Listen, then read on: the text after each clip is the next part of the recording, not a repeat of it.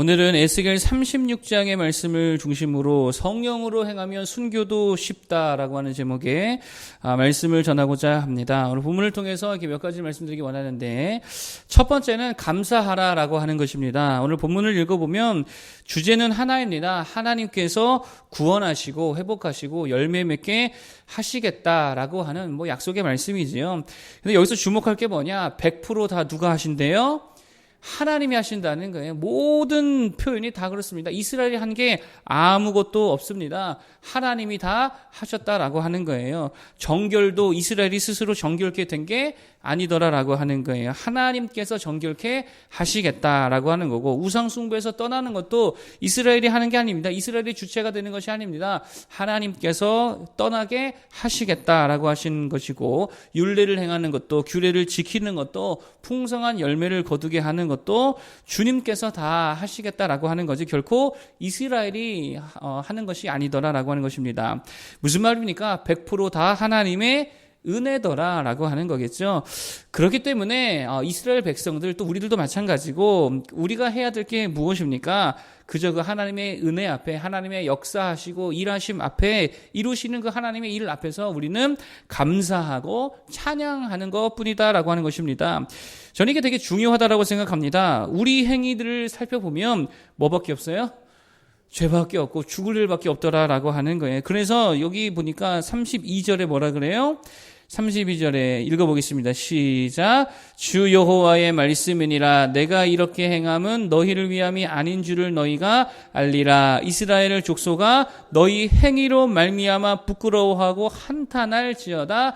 아멘. 이스라엘의 행위를 보며 뭐밖에 없대요? 부끄러워할 일과 한탄한 일밖에 없더라는 거예요. 그러나 우리가 우리의 행위를 보지 않고 하나님의 일들을 보게 되어질 때에는 감사와 찬양이 넘치게 될 줄로 믿습니다. 그러므로 이것이 되게 중요하더라라고 하는 거예요. 여러분, 하나님께서 일하시면 다 바꿔주실 줄로 믿습니다. 하나님이 일하시면 다 열매 맺게 하실 줄로 믿습니다. 하나님께서 구원해 주신 줄로 믿습니다. 뭐 하라고 그렇게 하시는 거예요? 감사하고 찬양하라는 거죠. 그래서 요한계시록이 뭘로 끝납니까? 감사와 찬양으로 끝나잖아요. 요한계시록 읽어보면은요, 말세 이런 게 있으니까 두려워해라, 이게 메시지가 아니죠. 두려워하지 말고 그 하나님의 큰 구원을 기억하면서 찬양하고 감사해라라고 하는 것이다라고 하는 것입니다. 이게 정말 하나님께서 우리에게 원하시는 모습이더라라고 하는 거예요. 종종 사람들이 그런 거 묻습니다. 하나님이 계시면 왜 이 땅에 여전히 이렇게 죄악들이 많이 있냐고, 왜 예수 믿고도 죄짓도록 허용하시냐고. 근데 반대로 생각하면 그런 거죠. 그렇게 우리들이 죄인인데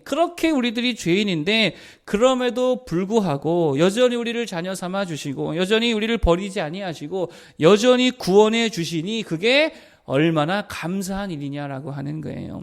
그러므로 하나님의 백성들이 정말로 해야 될 거 감사와 찬양인 줄로 믿습니다. 그게 뭡니까? 그게 예배잖아요. 그래서 예배는요, 본질적으로 감사의 예배가 되어야 될 줄로 믿습니다. 감사절에만 감사할 게 아니고 늘 모든 예배에 감사하는 마음으로 예배해야 될 줄로 믿습니다. 여러분, 하나님께서 무엇을 기뻐하십니까? 착하게 사는 걸 기뻐하십니까? 물론 기뻐하시죠. 또 선행을 물론 기뻐하시죠. 정의를 행함 물론 기뻐하시죠. 그런데 더욱더 기뻐하는 건 감사와 찬양의 예배인 줄로 믿습니다. 그렇기 때문에 그리스도인들이 가장 우선해야 할 가치가 뭐냐? 바로 세상 사람들에게 착한 그리스도인이 되는 거, 이거 최우선 아닙니다. 최우선은 뭐냐면 사람을 기쁘게 할 게 아니고 누구를 기쁘게 하는 거예요? 우리 하나님을 기쁘게 하는 것인 줄로 믿습니다. 감사하고 찬양하고 영광 돌리고 하나님께 예배할 때에 그것이 하나님의 큰 기쁨이 될 줄로 믿습니다. 감사하길 바랍니다. 찬양하길 바랍니다. 기뻐하며 예배할 수 있는 모두가 되기를 축복하겠습니다. 두 번째로는요, 이겁니다. 성령으로 행하라는 거예요. 무조건입니다. 모든 것을 성령으로 행해야 될 줄로 믿습니다. 26절, 27절 정말 유명한 말씀이죠. 한번 읽어보겠습니다. 26절, 27절 시작.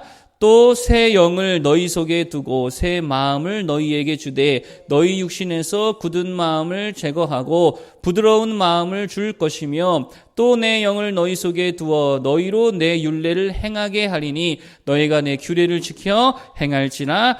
아멘. 여러분, 이게 무슨 말입니까? 한마디로 성령으로 하지 않으면 아무 힘과 능력과 소망과 열매 없다라고 하는 거예요.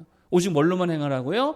성령으로 행하라라고 하는 것입니다. 여러분 지금까지 36장까지 우리가 에스겔을 읽어왔는데 여러분 지금까지 에스겔이 말해온 게 뭡니까? 너희로서는 죽어도 안 된다는 거예요. 너희로서는 아무리 해도 안 된다. 여러분 뭐 에스겔뿐만이 아니죠.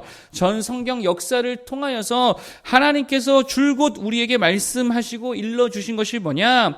우리들의 자연적 본성으로는 절대로 안 된다는 거예요. 아무리 말씀하시고 아무리 징계하시고 아무리 혼나고 아무리 은혜 받고 아무리 사랑해 주셔도 인간의 자연 본성으로는 절대로 안 되더라는 것입니다. 변화가 될 수가 없습니다. 그러므로 무조건이라는 거예요. 무슨 일을 하건 뭘로 해야 된다고요? 성령으로 해야 될 줄로 믿습니다. 내가 하면 망합니다. 실패합니다. 성령이 하셔야만 일을 이루실 줄로 믿습니다. 여러분 그래서 신앙생활이라는 건 그거 내가 내 의지 가지고 하는 거 아니라는 거예요. 전적으로 성령을 의지해서 성령으로 행해야 될 줄로 믿습니다. 하나님의 은혜로 해야 된다라고 하는 거예요. 여러분 그래서 참 기독교에서 위험한 발상이 뭐냐면 그거죠. 나는 할 수 있다라고 하는 자기 효능감. 이거 정말 위험한 내용이지요. 우리는 자기 효능감으로 사는 사람들이 아닙니다. 무엇으로 살아가야 됩니까? 성령의 효능감입니다. 성령이 하시면 할 수 있습니다. 성령께서 하실 때만 효력이 있습니다. 성령께서 하실 때만 효과가 있습니다. 라고 하는 성령의 효능감으로 살아야 될 줄로 믿습니다. 전도도 뭘로 해야 됩니까? 성령으로 하는 거예요. 우리가 좀 무식하고 연약하고 상황이 안 좋다 하더라도 상관없습니다. 성령이 하시면 될 줄로 믿습니다. 기도도 뭘로 해야 되는 거예요? 이거 내 의지로 하면은 이거 못합니다. 성령으로 할 때에 기도에 힘이 있고 기도에 능력이 있고 응답이 있게 될 줄로 믿습니다. 예배도 뭘로 하는 거예요? 성령으로. 그래서 신약의 요한복음에 뭐라 그래요? 영과 진리로 예배할지어다. 이게 무슨 말입니까? 이거 옛날 성경에는 신령과 진정이라 그랬잖아요. 근데 신령과 진정이라고 하면 마치 우리의 진정한 마음을 다하여서 예배하는 것처럼 오해할 수 있기 때문에 번역을 나중에 바꿨죠. 영과 진리로. 무슨 말입니까? 성령으로 하라는 게 이게 원래 본 의미다라고 하는 것입니다. 성령으로 예배하는 모두 되길 바라겠습니다. 그래서 예배와 사역이 가장 중요한 게 뭐냐? 성령의 임재라는 거예요. 예배의 가장 중요한 게 뭐냐? 성령의 임재입니다. 사역도 마찬가지입니다. 가장 중요한 건 성령의 임재라는 거예요. 성령이 임하셔야 기도도 되는 거고 찬양도 되는 거고 감사도 나오는 거고 전도도 되는 전도가 될 줄로 믿습니다. 그러나 성령이 없이 가면 제 아무리 능력 있고 똑똑하고 돈 많다 하더라도 아무 능력이 없다라고 하는 거예요. 여러분 그래서 좀 그런 거 좀 보이지 않습니까? 세상에서는 정말 그렇게 똑똑하고 능력 있는 사람이 참 지혜 있고 참 경영도 잘하는 것 같고 참 인간관계도 참 좋은 사람이 교회만 오면 교회 일만 하면 어리버리되는 경우를 종종 보지요. 왜 그렇습니까? 주의 일은요 세상 머리로 하는 게 결코 아니기 때문이다라고 하는 거예요. 성령으로 하는 것인 줄로 믿습니다. 성령으로 하니까 무식한 베드로도 어떻게 해요? 설교가 얼마나 좋았겠습니까? 그 시대에. 그런데 설교했더니 3,000명, 5,000명 그저 예수 복음, 회개 복음 전했더니 막 돌아오는 역사가 일어나게 되더라는 거예요. 베드로가 유능해서가 아닙니다. 성령께서 함께 하셨기 때문에 성령의 임재가 있을 때에 그런 놀라운 역사가 일어나더라라고 하는 거예요. 그리고 성령으로 하니까 그 협박과 핍박과 박해 속에서도 믿음을 지켜낼 수 있더라는 거예요. 기꺼이 순교할 수 있더라라고 하는 것입니다. 그 모든 게 가능한 힘이 어디에 있다고요? 성령 하나님께 있다는 거예요. 초대교회 교부였던 이그나티우스라는 분이 있습니다. 한 번쯤 들어보셨을 거예요. 이그나티우스라고. 그는 귀족이었습니다. 잘 나가는 권력자 집안이었습니다. 그런데 예수 믿었어요. 근데 그 사람이 되게 유능했던 것 같아요. 그래서요, 당시 황제가 그를 상당히 좋아했다라고 하는 거예요. 그런데 예수를 믿는 거예요. 그런데 법으로 따지면 예수 믿는 사람 어떻게 해야 됩니까? 죽여야 되잖아요. 그러니까 황제가 야 예수 믿지 말고 제발 그냥 로마를 잠깐 떠나서 살다가 돌아와도 되니까 잠깐만 좀 그렇게 떠나 있으라고 제발 이렇게 죽으려고 하지 말라 그랬더니 이그나티우스 귀족이라 그랬잖아요. 얼마나 선택 범위가 넓습니까? 자기가 살려고만 하면 얼마나 쉽게 살 수 있냐라고 하는 게 그런데 이그나티우스는요 기꺼이 순교하기를 선택했다라고 하는 거예요. 이그나티우스가 남긴 유명한 말이 있습니다. 그가 이렇게 말했습니다. 순교는 하나님이 가장 기뻐하시는 예배입니다. 이렇게 말하고 순교했다는 거예요. 순교는 하나님이 가장 기뻐하시는 예배입니다. 귀족으로 사는 거, 내가 부유하게 누리는 거 나에게 중요하지 않다는 거죠. 뭐가 중요한 거예요? 하나님을 기쁘시게 하고 하나님께 순교하고 하나님께 예배하는 거. 근데 이게 가능한 게 뭐라는 것입니까? 성령이기 때문에 가능하더라라고 하는 거예요. 이그나티우스의 별명이 있었습니다. 그게 뭐냐면 불의 사람이었어요. 가슴에 뜨거운 불이 있었대요. 그래서 뭐 그 옛날 사람들이 이렇게 과장이 심하잖아요. 가슴만지 막 뜨겁게 데일 정도로 가슴이 뜨거웠다고 하는 사람이 이그나티우스였습니다. 무슨 말입니까? 성령에 사로잡힌 사람이었다는 거예요. 그럴 때에 열매 맺고 그럴 때에 믿음 지키고 기꺼이 순교까지도 할 수 있는 성령에 사로잡히니까 순교가 쉽더라라고 하는 것입니다. 성령으로 행하길 바라겠습니다. 그럴 때에 엄청난 열매와 역사를 이루게 될 줄로 믿습니다. 마지막 세 번째는요. 성경을 읽고 뭐 간단하게 살피겠습니다. 37절입니다. 읽어보겠습니다. 시작.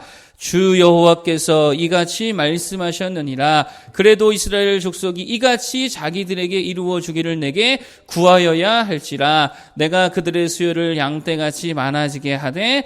아멘. 지금 하나님께서 내가 다 하겠다. 성령도 주겠다. 열매도 맺게 하겠다. 내가 다 하겠다라고 말씀해 주셨는데 그럼에도 불구하고 너희는 뭐 해야 된다는 거예요? 구해야 된다는 거예요. 성령이 우리에게 임하시는 줄로 믿습니다. 약속된 대로 주실 줄로 믿습니다. 그러나 동시에 우리는 뭐 해야 됩니까? 구해야 되는 거예요. 성령을 구하시기 바랍니다. 구하는 자에게 좋은 걸 주실 줄로 믿습니다. 항상 기도하며 낙심하지 말라 그랬잖아요. 성령을 구하면서 성령이 충만하게 임해지기까지 낙심하지 아니하고 끝까지 기도하여서 성령 충만 받아 성령 충만으로 열매 맺는 모두가 되기를 바라겠습니다. 세 가지 말씀드렸습니다. 첫 번째는 감사해라. 하나님 기뻐하시는 거라 그랬죠. 두 번째 무엇으로 해야 됩니까? 성령으로 해야 된다라고 하는 게. 그리고 성령 받으려면 세 번째 뭐 해야 된다고요? 기도해야 될 줄로 믿습니다. 기도하여 성령 받아 큰 영광 돌리는 우리 모두가 되기를 축복합니다. 기도하겠습니다.